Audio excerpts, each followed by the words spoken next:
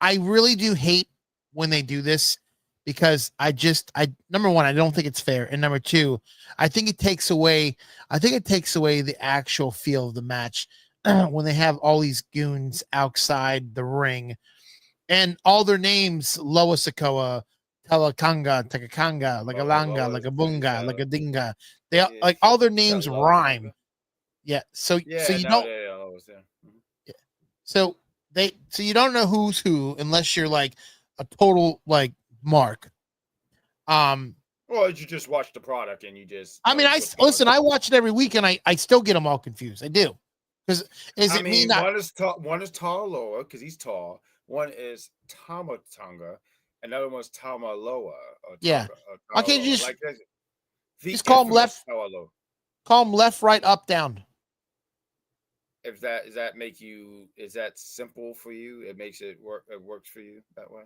Because I know that it really does work. It really, really does work. I mean, I can tell who these people are, but carry on. Like, I forget what the other one's called. JC Mateo, I think his name is.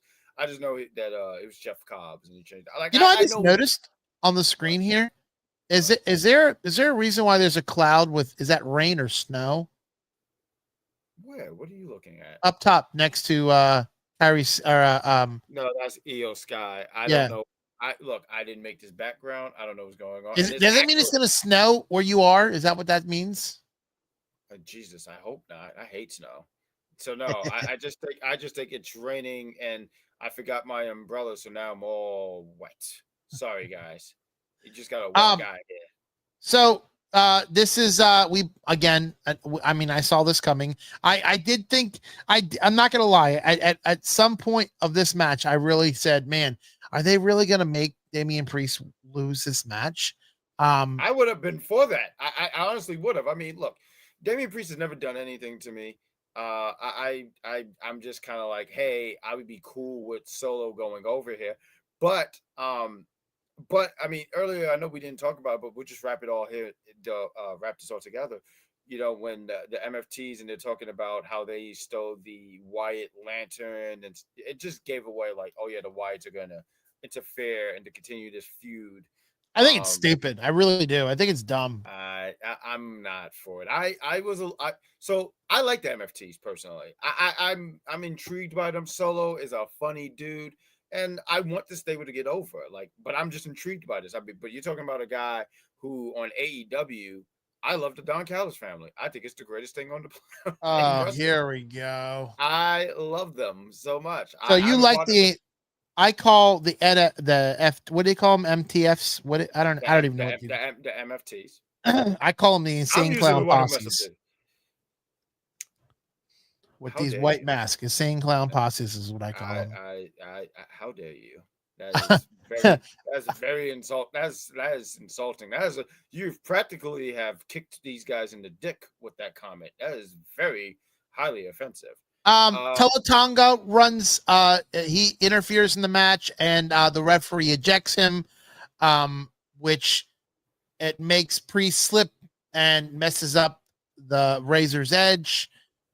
And then we end the match with the Wyatt 6 on top of the Wyatt 6, right?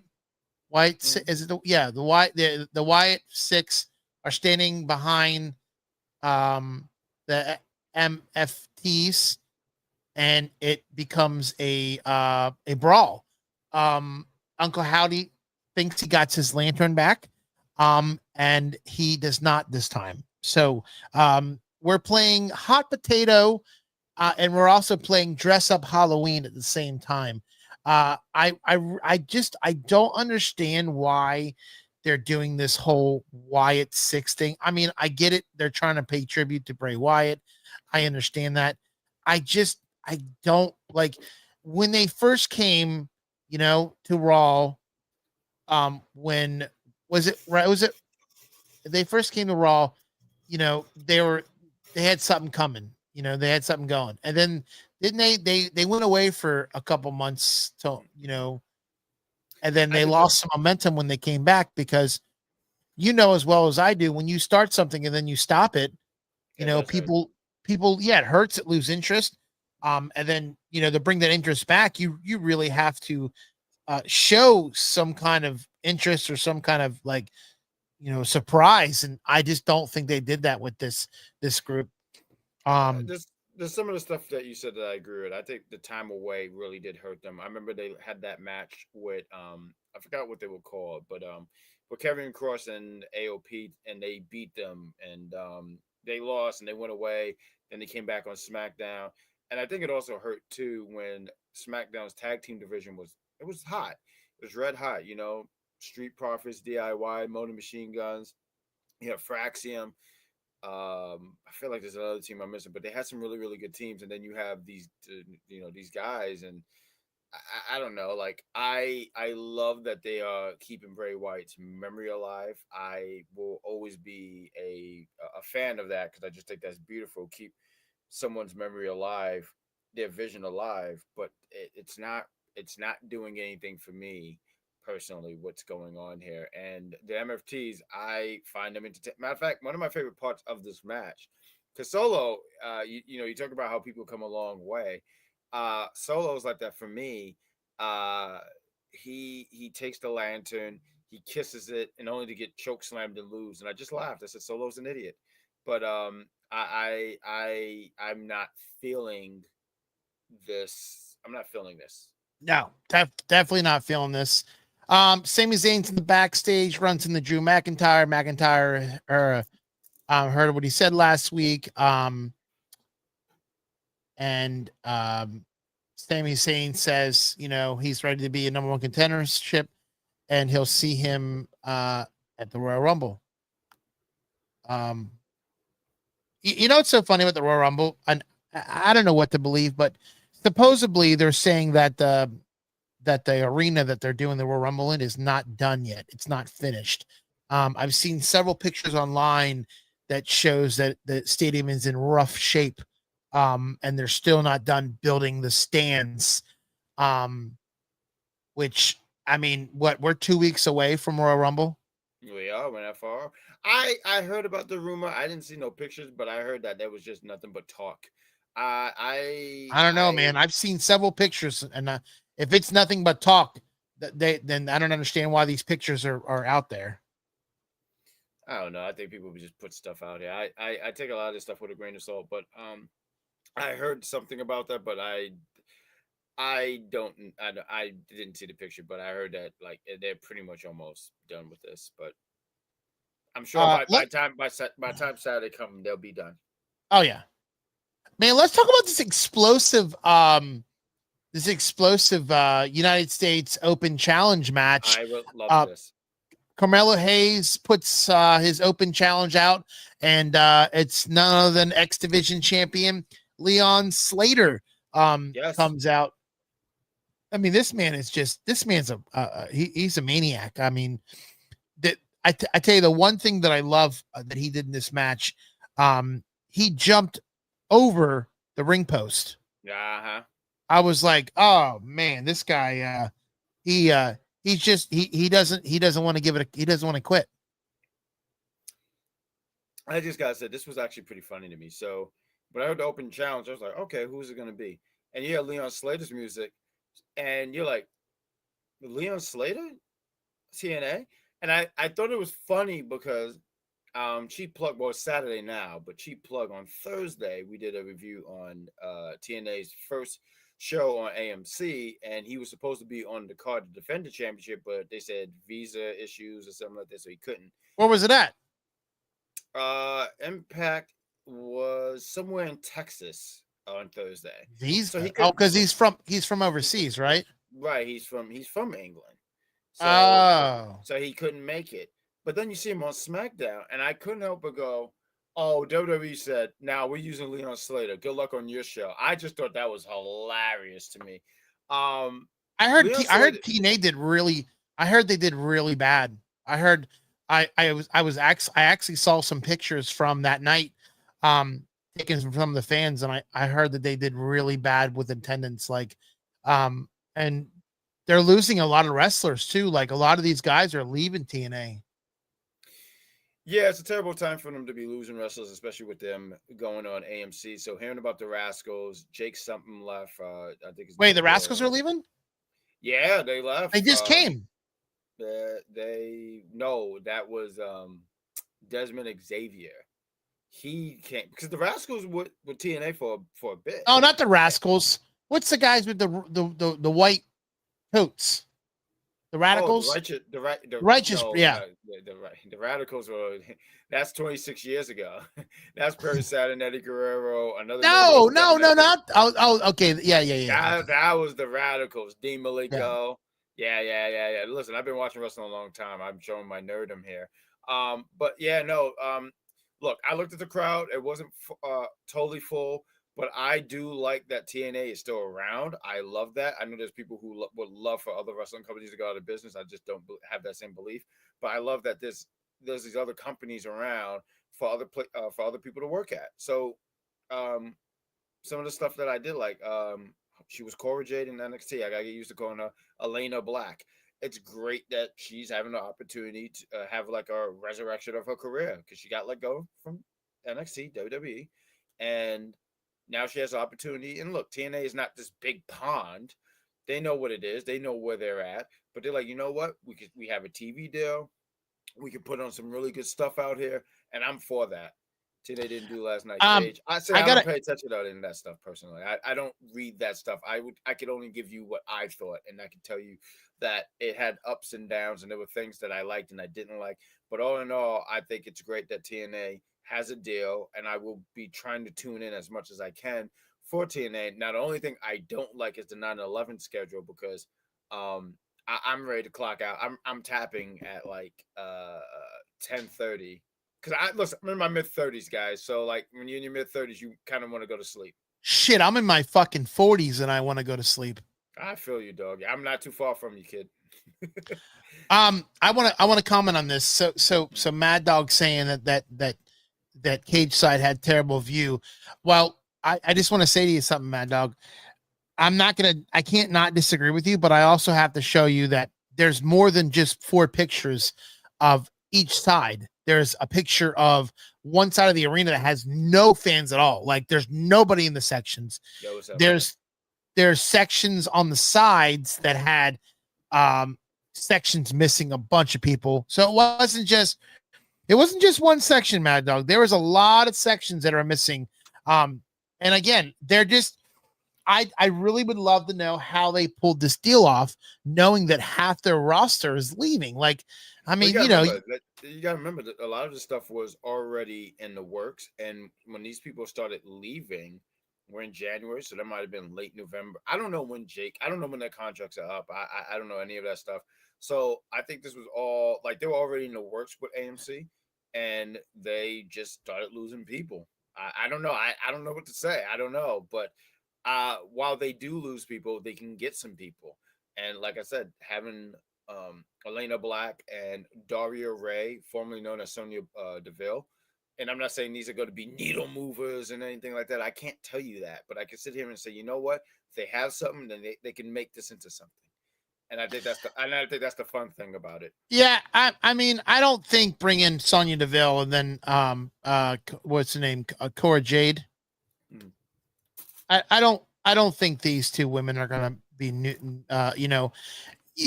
they're not going to be big needle movers. I mean, they might bring it up a little bit, but it's not like they got Nikki Bella or Sasha Banks. You know what I mean?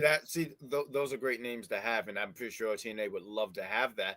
But you know what? If I have a pool of wrestlers and I can't get these wrestlers, I'm gonna go like, hey, what can we do with it? Look, when TNA first started, right? I'm pretty sure they would have loved to have had big names that were still from the WCW, ECW time period, right? Right. But they can only get some of them.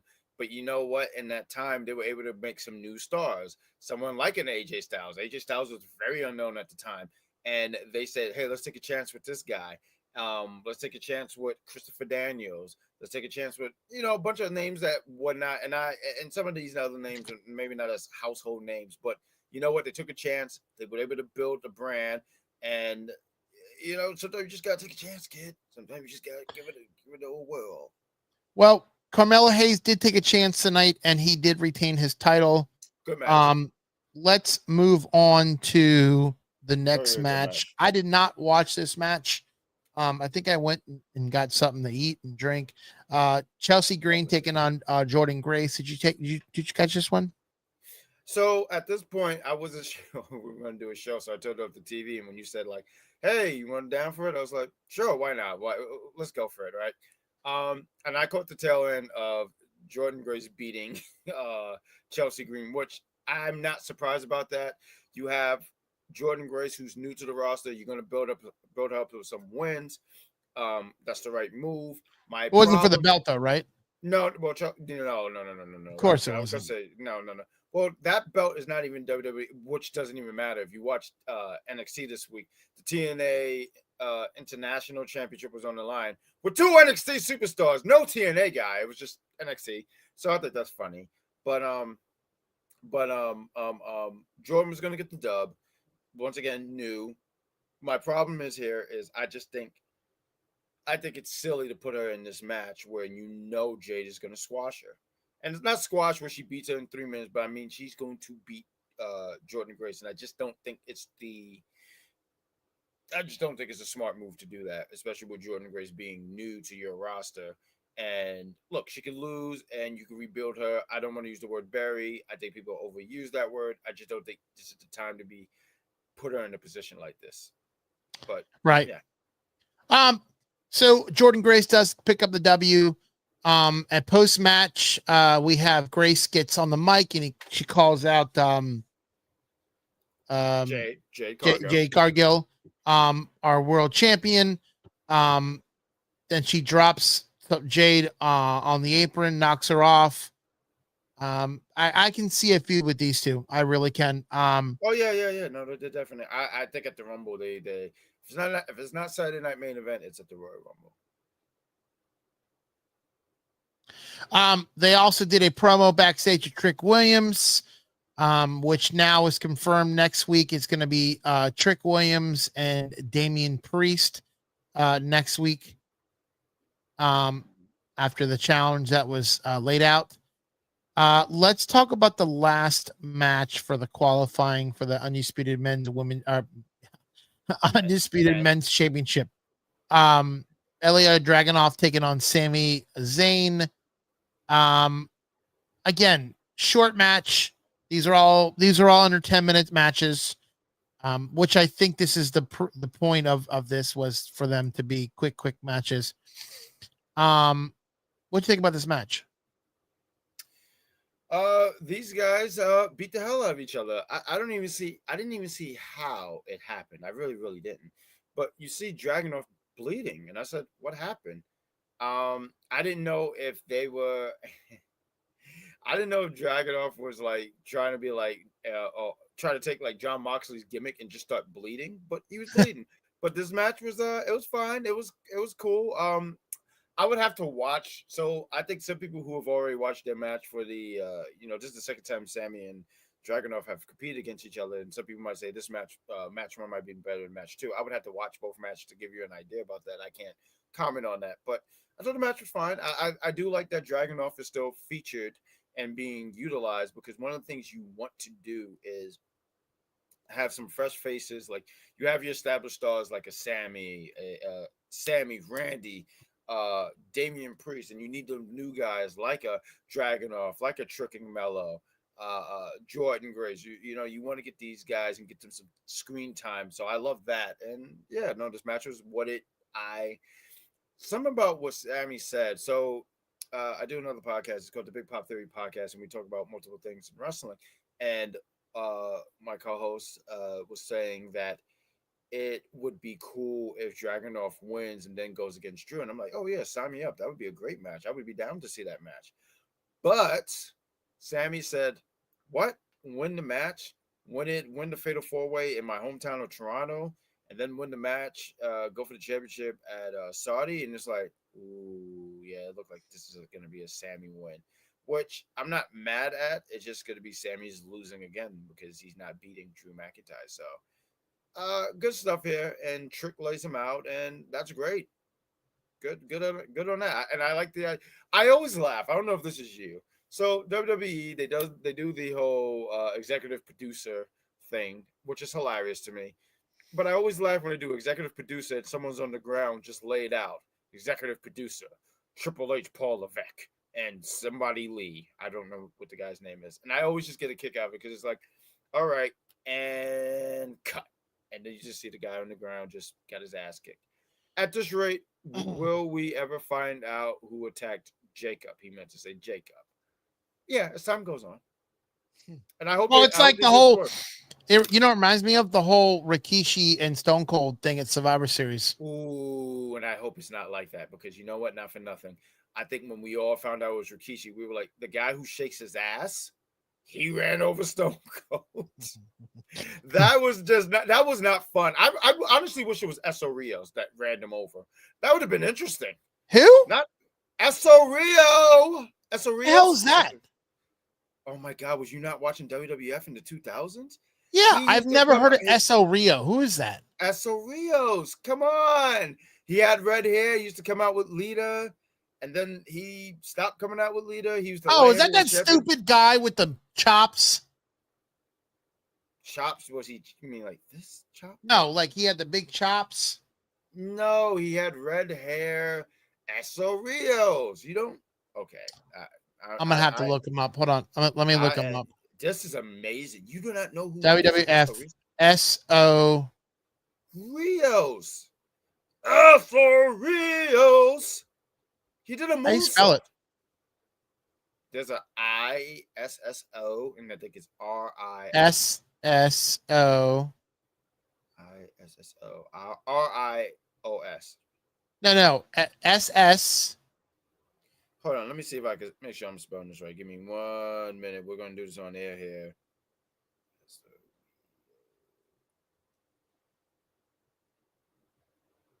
That's not it. Wow, they gave me Alberto Del Rio. That is hilarious. Good job, Google. That is disgusting. Hold on.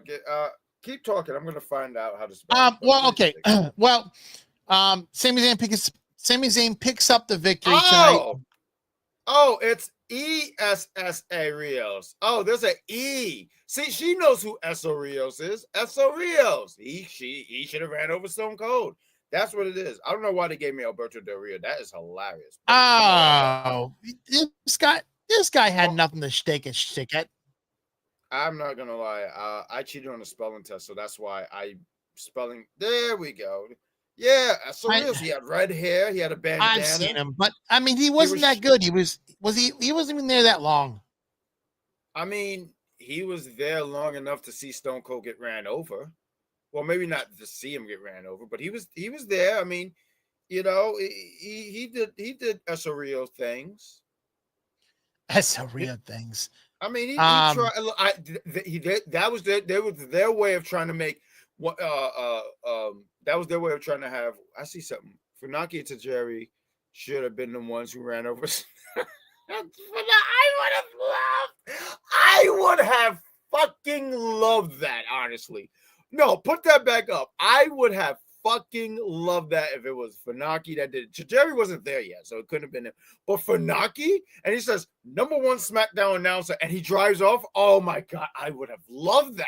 See, that's cool. Not the guy who shakes his ass. Look, I have nothing against Rikishi, but he shook his ass. And I just but he was gone. That's why they did it, because he was gone and they had to bring him back some way. That's why they did it. Do you think when Rikishi ran him over, he was driving it with his ass? Like he oh Jesus. I don't even think Rikishi was in the car when it happened.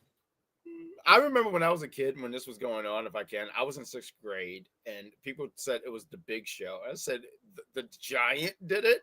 Why would he run over Stone Cold? Everyone kept saying it was the Big Show. I thought it was The Rock. I think we all thought it was The Rock. I think we all did think it was The Rock. I thought it was The Rock too, but no, it wasn't. It was Rikishi. It was Rikishi. But does that bother you? Does it bother you that this happened? Rikishi announced that he ran over Stone Cold Steve Austin and he never got arrested, no charges, nothing. He just showed up to work. Poobah Vince, real question: who is the better single star overall? Rikishi? Oh, it's Jimmy Uso. Easy. It's Jimmy. Bigger star now. I don't know if he's mean overall. Did he say overall? He says overall. I'm going to disagree with you. I'm going to say Rikishi. I'm going to tell you why. Because it's his ass. No, I'm going to tell you this. Just like when Matt and Jeff and Matt Hardy were inside, they were part of the company. Jeff was the bigger star, and Matt was, he was just following his brother's footsteps. I think it's the same thing with Jimmy. I don't think that they think Jimmy is title contender, so they keep giving him the tag team championship with his brother because they don't see potential like they see in Jay. I don't know. Rikishi, I mean, I guess I can see kind of what you're getting at to a degree, but I'm just going to disagree on purpose. No, I'm going to say Jimmy. I'm just going to disagree on purpose. That's fine. After the match, we see Trick Williams come and attacked Sami Zayn with the trick shot. And this is how we end SmackDown. I like that. I like Trick standing tall. He's not going to win the Fatal 4-Way, and that's okay. But I once again, I do like that he's rubbing shoulders with some of the these top guys. Randy, Damian, Sammy. No, that's wrong. Big Jim is a core player in WWE. See, your co-host who's not here is telling you are where? incorrect. What is he doing besides winning the title with his brother? He's doing nothing. They're not using him at all. I mean, right now, I think he's a little cool, but I sit here and go with this, and I had to think about this. So Jimmy, I think Jimmy's the more interesting of the two, personally, and he did that reality show, and I think that did help him. What reality show? Remember Total Divas? Oh. Hello. It was on Channel E. I think it came on Keeping Up with the Kardashians. Get out of here. I will not get out of here. I was asked to be here, sir. So no, I won't leave. Yes, Vinny, you have to deal with me. I talk, but yes, I think that that show helped him, because I've even seen people kind of talk about Jimmy who did not watch wrestling. Now, granted, I do think people do talk about Rikishi because they talk about his butt. And look, right there, making his history. Okay, wait a second. Making his history, the Usos now, they have the most tag team. Yeah, that's nice. But yeah, we got also too, I was more of a fan of Jimmy because of Total Divas. So yeah, I think Total Divas kind of give him the edge. Well, I want to thank you for joining me tonight on this 3-hour SmackDown review. You can always find the wait, is your name? I didn't know your name had 2 E's on the. It's not the, it's the Great. I identify as the Great Grandslam Poobah, the Poobah of podcasting. You can always find you can always find him with his gorgeous co-host. I'm gorgeous too. The Wrestling Doll. We're both gorgeous. Tuesday nights for NXT reviews. The Gorgeous Gang. The Gorgeous Gang, they call themselves. Yes, I'm gorgeous too. I hate being excluded. Make sure you check me out tomorrow morning as I do a Saturday morning reviews. It might be a little late one tomorrow between 9 and 10 o'clock. So look out for that. But you can always check out our other shows on Monday. What are these shows, Benny? Tell them what they are. Well, on Monday night, we have the Rated R review show with Willie Steeman Beeman and the executive consultant. On Tuesday nights, it's you and the Wrestling Doll for NXT reviews. Wednesday night, hold on. Whoa. What? The executive consultant did this, and it was poor. And I'm not gonna lie, that was bad. Maybe top 5, honestly. But let me do this real quick. Hold on. You can catch us on Tuesdays. What is it called? The UPR show of 2025. The NXT Duo. As we talk about all things NXT, we're going to figure out what's going on with that NXT championship. The greatest NXT women's champion of all time. Catch us for talking about that. And that's it. I don't know what else to talk about, but I do want to talk about those 2 things. On Wednesday night, you can check out the All Elite Heat podcast with Cactus KD and the Sheriff as they break down Dynamite every week. Does And it then you can join. Does it bother you that they don't talk about the Don Callis family enough? Because that kind of makes me mad. It No, gives me a I don't. rash. I could care less. That's. I could care less. And then you can check me out on Friday nights with the Mad Dog Kelly as we bring you the Smackdown Show-Down every Friday night. Thank you guys for joining us. Until next week, I'm your host, Vincent Venomous Vincent. And thank you, the Great Grandslam Poobah, for joining me. Poobah! You gotta say Poobah. Poobah. Pumbaa is the pig from Lion King. That is the pig that they wanted to eat. Yeah, you keep calling me the fucking pig, and I want you to know I do not appreciate being called the pig from Lion King. I'd rather be called Mufasa. He died. I want to be called something, not the pig. Pumbaa. And those are sneakers too. I'm not sneakers. I identify as the Great Grandslam Poobah, not Pumbaa. God darn it, Venomous Venny. As venom falls down his lips. Look, guys. He's not a fan of the pig either. I'm sorry. Now I'm wide awake. Now I'm ready to go to sleep after this. I'm not a pig. That is Mr. War. Get the hell out of here. End the show, Benny. All right, guys. Thank you for joining us. We'll see you next Friday for SmackDown review. Not a